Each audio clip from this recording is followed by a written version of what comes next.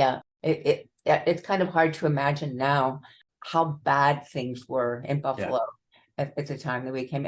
It was a depressed city. I think there's no other way, I think that entities like cities can have those kinds of emotions. And if you think about it, in 1950, there's like 600,000 people lived in Buffalo. What is it now? 275 now? Wow. It's like it's almost even hard to imagine some of the changes. And then I remember 1985 that Bethlehem Steel closed. They weren't committed to this place. They were, Right.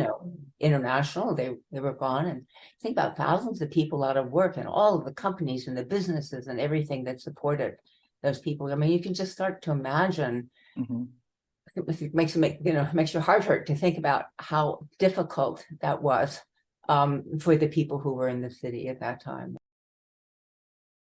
That's where actually I met Margaret, was around that sense of depression, because we held a conference. It was called The Spirit of the City, where we asked people from all walks of life to come and share their experiences of the city. And that was like people who were in the unions, or Native Americans, or people who lived on Delaware Avenue, or steel workers. And it was a chance to sort of sit down and listen, and for them to be able to tell stories of what their lives in Buffalo had been like. Our speaker was James Hillman. I don't know if you know his work, but he's an archetypal psychologist, and he talks about anima mundi, the soul of the world.